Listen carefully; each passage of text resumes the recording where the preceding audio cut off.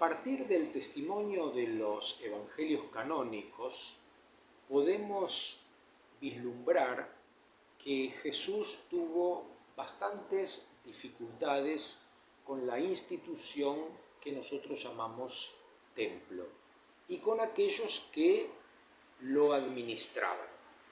El problema de Jesús con el templo se nota, por ejemplo, en que nunca en los 4 evangelios se lo presenta a él en oración en el templo. Tenemos pasajes que muestran a Jesús orando, pero siempre en la soledad, en la montaña, en el desierto, nunca en el templo. Y tenemos pasajes que muestran a Jesús en el templo, discutiendo con los doctores, paseando, hablando de la posibilidad o la necesidad de que esa estructura se caiga, pero nunca lo vemos orando en el templo. El tema del templo aparece también en los relatos del juicio, cuando acusan a Jesús de haber dicho que iba a destruir el templo, cuando en realidad él lo que dijo es: destruyan el templo. Dio la orden a otros de hacerlo, no que lo iba a hacer él. En los relatos de la crucifixión, pasando por delante de la cruz, le dicen: tú que destruías el templo y lo construías en 3 días, bájate de la cruz y creeremos en ti. Y Marcos y Mateo van a traer el pasaje de el velo del templo rasgado de arriba a abajo inmediatamente después de la muerte de Jesús, como una prueba de que él triunfa sobre el templo y no el templo sobre él. Pero seguramente que el pasaje más significativo en la relación traumática entre Jesús y las autoridades del templo, o los administradores del templo, lo encontramos cuando se relata lo que llamamos comúnmente la expulsión de los vendedores del templo o la purificación del templo por parte de Jesús. En el Evangelio, según San Juan, este relato lo encontramos en el capítulo 2. San Juan presenta a Jesús en su vida pública subiendo al menos 3 veces a Jerusalén por Pascua. Tal vez esto, que aparece en el capítulo 2, en el capítulo 6, en el capítulo 11, es lo que permitió pensar que la vida pública de Jesús duró 3 años y calcular su existencia en 33 años. 30 años de vida privada, de vida oculta, y 3 años de vida pública. Es interesante que cuando el 4º evangelio habla de la fiesta de Pascua, dice que es la Pascua de los judíos. Algo parecido pasa en el evangelio de Mateo cuando se habla de las sinagogas de ellos, como distinguiendo: hay sinagogas de los judíos siguen teniendo sinagogas y los cristianos comenzaron a tener sinagogas. Y en Juan, los judíos tienen su Pascua y los cristianos tienen la suya. Esta podría ser una interpretación, pero también podría significar esta Pascua de los judíos, que no es la Pascua de Dios, que no es el recuerdo celebrativo de la liberación de Egipto, sino una nueva forma de esclavitud orquestada por los judíos, que se adueñaron de esta fiesta. Ya no es la Pascua de Dios, ya no es la Pascua del pueblo, sino es la Pascua de un grupo de los judíos de Judea.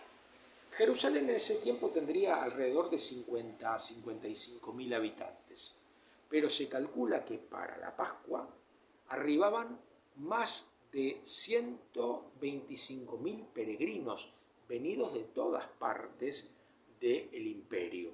Por eso la ciudad se llenaba de algarabía, de fiesta y de moneda extranjera que era necesario cambiar por la moneda que se permitía en el templo, porque al templo no podía entrar moneda que tuviera imágenes. Los judíos tenían prohibido representar imágenes de personas, de animales. Entonces los cambistas eran una realidad necesaria para que funcionara la estructura del templo. Y también los que vendían animales, No podía venir alguien con un animal de su casa para ofrecerlo. Tenían que ser animales controlados por el sistema. Por eso Jesús, según este relato, látigo en mano, el único que trae el tema del látigo es Juan, látigo en mano, expulsa a los vendedores, a los cambistas, derriba sus mesas.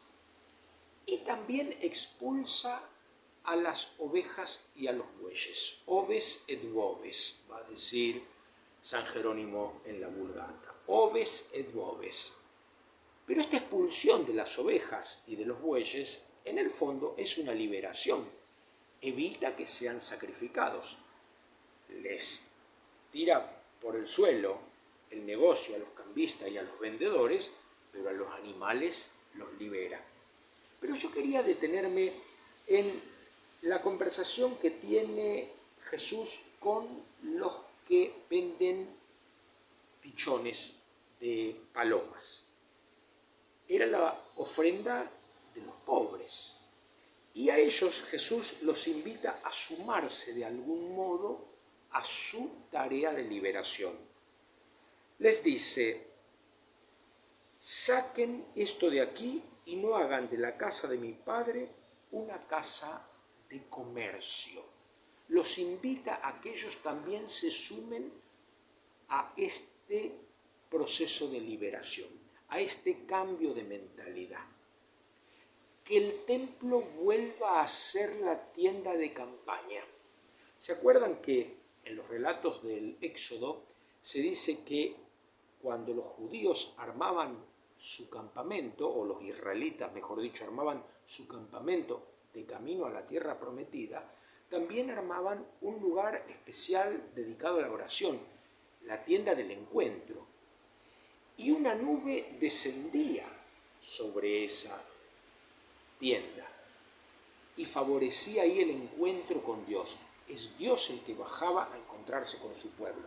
En cambio, en el templo es el pueblo el que sube a Jerusalén para encontrarse con Dios. Qué interesante diferencia.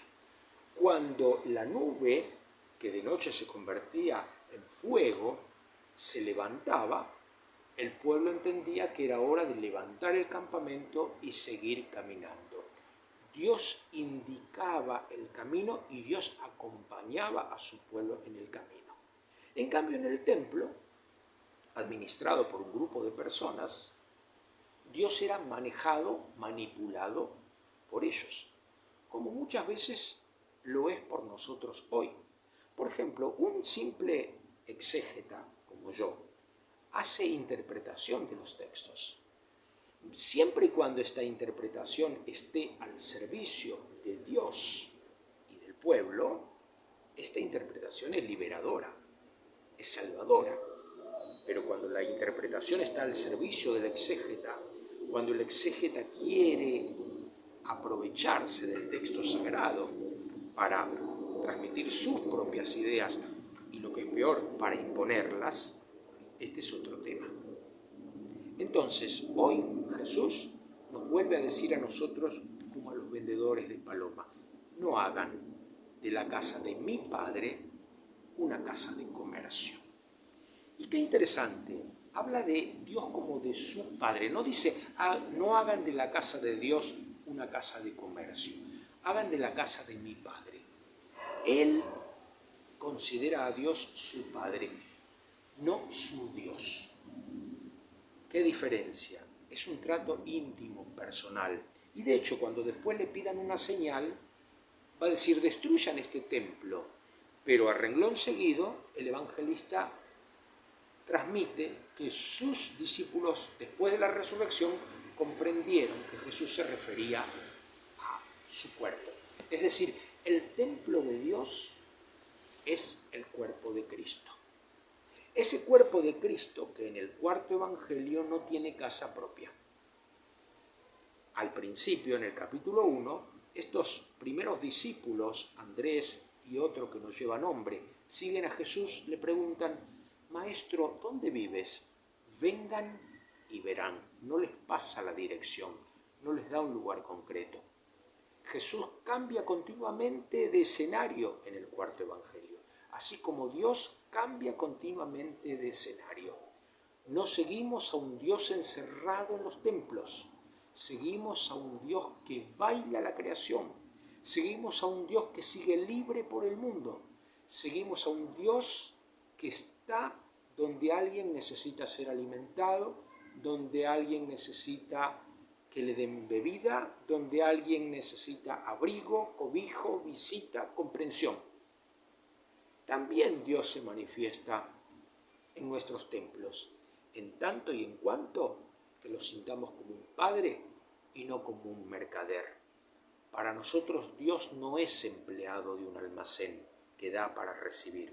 Para nosotros es el Padre bueno que gratuitamente nos ofrece la salvación y al cual respondemos con nuestro amor, porque hemos entendido que amor con amor se paga. Que el Señor nos conceda la gracia de escuchar su invitación. No convirtamos la casa del Padre en una casa